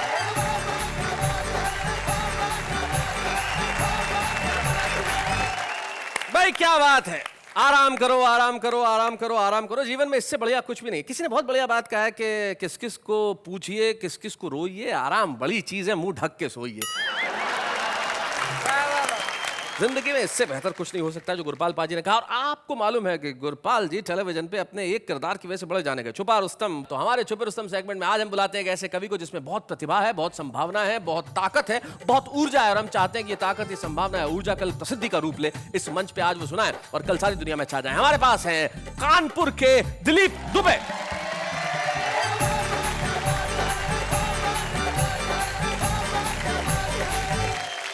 जहां पर हास्य रस की होती बरसात है, कार्यक्रम कोई और नहीं। वाह वाह, क्या बात है। बहुत अच्छा। श्रोताओं द्वारा कवियों को तो हूट किया ही जाता है, पर कभी कभी माइक भी हूट करने लगता है। माइक हूट करने लगता है? और ये स्थिति उस समय और अधिक उत्पन्न हो जाती है जब माइक पर कोई कवित्री बुलाई जाती है। रचना का शीर्षक है माइक की चिकाई। एक निवेदन कर रहा हूं भाई, दिल से जितनी भी फिल्में हैं उनको जहन में रखिएगा और रचना का आनंद लीजिएगा कि एक कवित्री जैसे ही माइक पर आई, उसे देखते ही माइक ने जोरदार सीटी बजाई। कवित्री बोली, मैंने अभी कविता शुरू भी नहीं की और तूने सीटी बजा दी। क्या तू कविता के मर्म को जानता नहीं? माइक फिर सीटी बजाते हुए बोला, अरे दिल है कि मानता नहीं। कवित्री बोली, मुझको लगता है तुम्हारा कविता सुनने का अंदाज कुछ खास है। माइक फिर सीटी बजाते हुए बोला, हमारा दिल आपके पास है। कवित्री बोली, तुम अपनी हरकतों से बाज नहीं आ रहे हो, बार बार सीटी बजा रहे हो, अब मान भी जाओ हम तुमसे कहते हैं। माइक फिर सीटी बजाते हुए बोला, हम आपके दिल में रहते हैं। इतना सुनते ही कवित्री बोली कि मुझको ये विश्वास है कि तू एक नंबर का बदमाश है। क्योंकि तू कवियों का तो बखूबी साथ निभाता है और जब कोई कवित्री आती उसे देख के सीटी बजाता है। देखो देखो, अब सीटी मत बजाना, तुमको है मेरी कसम। माइक फिर सीटी बजाते हुए बोला, हम दिल दे चुके सनम। जब कसम का भी कोई असर नहीं हुआ तो कवित्री का चढ़ गया पारा। उसने माइक को उठाया और जमीन पर दे मारा। एक ही बार माइक हो गया तार तार। दिल से आवाज आई, दिल पे मत ले यार। इतना होने पर भी उसके दिल का कनेक्शन नहीं टूटा। वह बिल्कुल नहीं रूठा, ना कोई सिकवा नहीं गिला किया। बोला, दिल दिया दर्द लिया। क्या बात है। मित्रों, यदि अच्छी कविता सुनाना कवि का दायित्व है तो हूटिंग ना करना श्रोताओं का धर्म है। यह सिर्फ एक निवेदन है, इसमें कोई तर्क वितर्क नहीं है, वरना श्रोताओं और माइक में कोई फर्क नहीं है। वाह वाह वाह, बहुत कोई फर्क नहीं। बहुत बढ़िया। अना जी, बहुत गुस्से में देख रही थी आप दिलीप दुबे को। नहीं, माइक छेड़छाड़ कर रहा है या नहीं, उन्होंने अपने दिल की बात कह दी माइक के हवाले से। वैसे मैं आपको बता दूं, जिसने दिल दिया दर्द लिया वो कोई और नहीं, मेरी पत्नी है। उसने मुझको कितना दर्द दिया मैं आपको बता रहा हूँ। साथ मजा लीजिएगा, आनंद लीजिएगा। वो कौन सा दिन होता है कि जब पति ऑफिस से थका हुआ घर आए, पत्नी दरवाजे पर खड़ी होकर उसका इंतजार करे, टकटकी लगाए, उसको देख के प्रसन्नता से मुस्कुराए, उसकी बाहों में बाहें डाल के घर के अंदर लाए, प्यार से सोफे पर बैठा ले, उसके जूते और मोजे निकाले। इससे पहले कि पति कुछ सोचे, पत्नी अपने पल्लू से उसका पसीना पोंछे, उसके लिए मनपसंद नाश्ता लेकर के आए, अरे पानी की जगह कोल्ड ड्रिंक पिलाए, और पति को लगे कि मामला सब ठीक है तो समझ लो वो दिन कोई और नहीं, महीने की पहली तारीख है। भाई बहुत अच्छे। और साहब, पत्नी का चेहरा प्रसन्नता से खिल गया है तो समझो पत्नी को पता है कि पति को वेतन मिल गया है। भाई क्या बात है। जब करवा चौथ का दिन आया तो पत्नी ने मेरी लंबी आयु के लिए गीत गाया कि घर की नाली में जब तक ये पानी रहे, मेरे सजना तेरी जिंदगानी रहे। यह सुनकर मैंने बड़े गुस्से में कहा, क्या तेरा दिमाग बिल्कुल हो गया है खाली? अरे गंगा मैया की जगह गीत में ला रही है घर की नाली। यह सुनकर पत्नी ने बड़े ही सहज भाव से कहा कि दरअसल आजकल गंगा जी का पानी हो गया है इतना काला कि लोगों ने गंगा को गंगा नहीं रखा, बना दिया गंदा नाला। क्या बात है। अरे जिस जल से कभी ब्रह्मा जी ने भगवान वामन के पैर को पखारा था, क्या बात, उस गंगा रूपी अमृत को भागीरथ ने स्वर्ग से धरा पर उतारा था। आज वो गंगा मैली हो गई, पापियों के पाप धोते धोते वक्त है अब भी बचा लीजिए, नहीं तो पीढ़ियां गुजर जाएंगी रोते रोते। वाह वाह वाह वाह। और गंगा मैया जब प्रदूषण से पूरी तरह मुक्त हो जाएंगी, तभी हम पत्नियां अपने पतियों के लिए इस तरह गीत गाएंगी कि गंगा मैया में जब तक ये पानी रहे, मेरे सजना तेरी जिंदगानी रहे, मेरे सजना बहुत बढ़िया। तो भाई दिलीप दुबे, बहुत बहुत धन्यवाद। आप यहाँ पे आए और एक छुपे रुस्तम के रूप में आपने कविता सुनाई। निश्चित तौर पे कानपुर से आप आते हैं और आप में जो प्रतिभा है, आप में जो संभावना है और आप में जो ऊर्जा है, हम उसे प्रणाम करते हैं। और वाह वाह क्या बात है कि इस मंच पे हम आपको एक स्मृति चिन्ह देना चाहते हैं, ताकि सारी दुनिया आपके लिए कहे वाह वाह क्या बात है।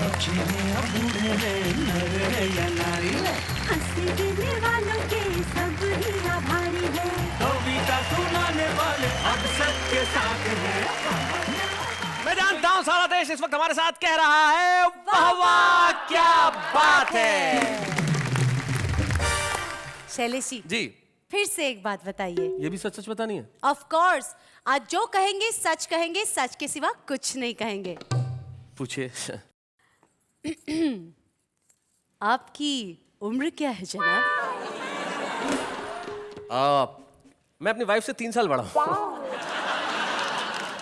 तो आपकी वाइफ की उम्र क्या है जनाब? वो मुझसे 3 साल छोटी है। ये क्या जवाब है शैलेश जी? भाई सच कह रहा हूँ। ओके बाबा, मानना पड़ेगा, सच भी ऐसे घुमा फिरा के बोलते हैं आप। देखिए, जिंदगी के अंदर घुमा फिरा के बात करने की आदत कवियों के पास होती है, लेकिन कुछ लोग ऐसे होते हैं जो यूं कवि नहीं होते, लेकिन बड़ी कमाल की बातें कहते हैं। जैसे हमें अभी अभी पता चला कि हमारे साथ हमारे एक एक्टर मित्र हैं जिनका नाम नितिन देसाई है, जो अभिनय तो बहुत अच्छा करते हैं लेकिन कविताएं भी बहुत अच्छी करते हैं। तो नितिन जी, अगर आप यहाँ आए हैं कविताएं सुनने के लिए आए, तो क्यों ना हम आपका थोड़ा सा फायदा उठाएं। जरा हम आपके लिए तालियां बजाएं। नितिन देसाई जी आइए जरा।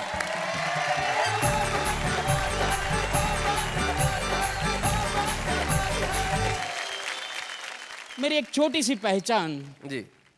मैं एक समाज सुधारक, अदम उदारक, शुद्ध भक्तिमार्ग प्रवर्तक, शुद्ध ज्ञान मार्ग प्रवर्तक, सदाचार का प्रेरक, भागवत धर्म का शिक्षक, व्यास सिद्धांत का बोधक नहीं हूं। क्योंकि मैं शादीशुदा गुजराती हूँ। मेरी वाइफ इंग्लिश बोलती है मस्त। अच्छा। अभी पड़ोसी के साथ बात कर रही थी मेरी वाइफ ने कहा हूं तो बहुत बिजी, मैं तो बहुत बिजी। तो पड़ोसी ने कहा कि तू बिजी होगी, मैं तो मेरे हस्बैंड की 3G। उसी की प्रेरणा से एक कविता लिखी है। जी जी, सुनाए। मेरी पत्नी इंग्लिश बोलती है वेरी बैड, सुन के मेरी दिमागी हालत हो जाती है सैड। सुबह उसने मुझे कहा प्रिय डिनर ले लो। अच्छा। मैंने कहा सुबह का है वक्त, उसे लंच कह दो।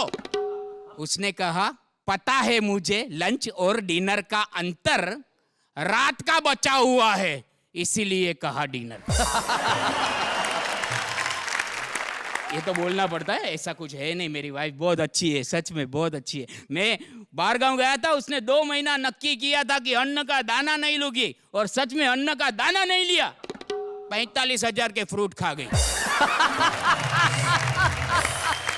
मगर रीमिक्स का जमाना है, और रीमिक्स के जमाने में अभी एक बच्चा पैदा हुआ, डॉक्टर से कहने लगा मुझे मोबाइल दो, मोबाइल।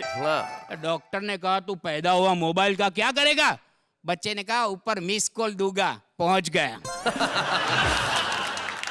मिस कॉल के जमाने में जी रहे। मैं अहमदाबाद में था, 2 स्टेडियम में 2 मैच, एक क्रिकेट और हॉकी, एक ही रेडियो स्टेशन, दोनों कमेंट्री साथ में।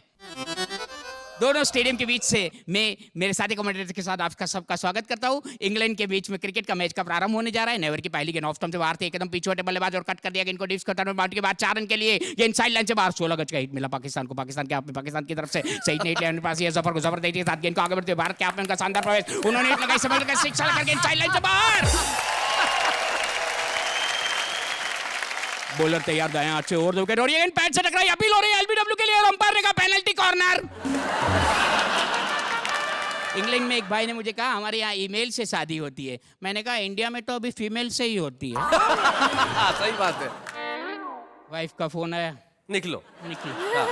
मेरे बगैर खाना नहीं खाती। हाँ, फ्रूट खा रही होगी, जाके बचाओ थोड़ा बिल। नहीं, मैं घर पे जाऊंगा, मैं खुद खाना पकाऊंगा।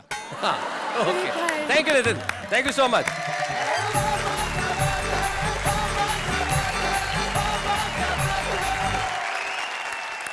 भाई बहुत खूब। नितिन देसाई ने जो पति पत्नी की बातें की, बड़ी कमाल की थी। पति पति की जिंदगी के अंदर भाई ये जो सच है, ये अगर आ जाए तो मेरे ख्याल से दूसरे ही दिन तलाक हो जाए। इसलिए कई जगह सच की जरूरत नहीं होती, घुमा फिरा के बात करने की अदा होनी चाहिए। लेकिन ये जो आम आदमी है वो सीधी सपट बात करता है। उसके पास कविता के अलंकार नहीं होते, उसके पास कोई बहुत ज्यादा अच्छे शब्द नहीं होते, लेकिन भावनाएं बड़ी कमाल की होती हैं। अब वो भावनाएं कैसी है जरा देखते हैं। वैसे तो मुझे बहुत पसंद है खाने में भाजी पाव, लेकिन क्या करूं यार, बीबी के लिपस्टिक, राशन और गैस सिलेंडर के बढ़ गए हैं भाव। हंसती हुई सुबह हो, मुस्कुराती हुई शाम, मेरी अब हर खुशी मेरे पति के नाम। आलू का चालू बेटा कहाँ गए थे? बैंगन की टोकरी में सो रहे थे। बैंगन ने धक्का मारा, रो रहे थे। मम्मी ने प्यार किया, हंस रहे थे। पापा ने पैसे दिए, नाच रहे थे। खुसरोबाजी प्रेम की मैं खेलूं पी के संग, जीत गई तो पिया मोरे, हारी पी के संग। पोल्ट्री फार्म वाले का गुड लक भी क्या खूब जगह, जब से उसके फार्म में मुर्गा भी अंडा देने लगा। मच्छर आपको काटे तो ना होना हैरान, चलो इसी बहाने सही करोगे तो रक्तदान।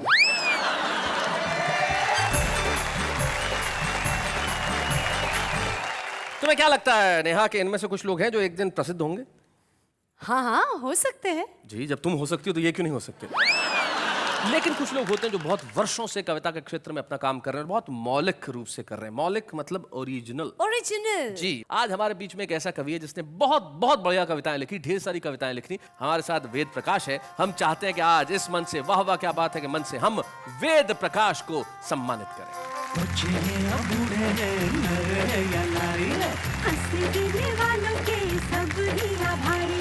कविता सुनाने वाले अब सबके साथ हैं। और जैसा कि परंपरा है कि जब हम किसी को सम्मानित करते हैं तो उसका परिवार का कोई सदस्य आया, मित्र हमेशा यहाँ उपस्थित रहता है। हमें बड़ी खुशी है कि वेद प्रकाश जी की पत्नी अनीता भाभी आज यहाँ उपस्थित है। हम चाहते हैं कि यहाँ नमस्ते। नमस्ते। सच सच बताइए कि जब आपको पता चला कि आपकी शादी एक कवि से होने वाली है तो क्या रिएक्शन क्या था? तो मैंने अपनी माँ को बताया तो कहने लगे कोई बात नहीं, घबराने की कोई बात नहीं, जैसे तैसे भी हो निभा लेना, एक आध ऐब सभी में होता है। एक आध ऐब सभी में होता है। बहुत अच्छी। घर में भी क्या इनका माहौल कविता वाला ही रहता है? कैसे बातचीत? हाँ बिल्कुल, कविता जैसे ही रहता है, कविता में ही बात करते हैं और कविता में ही जवाब देते हैं। जैसे कि सांस लेने वाले ये जूते चले थे। सांस लेने वाले जूते, बीच में ऐड आता था कि ये जूते सांस लेते हैं। हाँ। तो मैंने इनसे कहा कि मोहित के लिए सांस लेने वाले जूते ला दो, तो ये कहने लगा कि जूते का इस शहर में इतना प्रदूषण है कि सांस लेके ही दिखा दो। हाय हाय हाय हाय, क्या बात है, वाह वाह वाह वाह।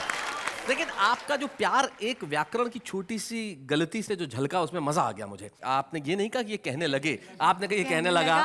तो ये जो प्यार है आपका, ये बताता है कि भाई आपने ऐब बिल्कुल ठीक ढंग से निभाया है। चूंकि सच की बात चली है तो एक कवि की दो पंक्तियां मुझे याद आती है। वो कहते हैं कि जो सही है वही बात बोलेंगे, पूरी हिम्मत के साथ बोलेंगे।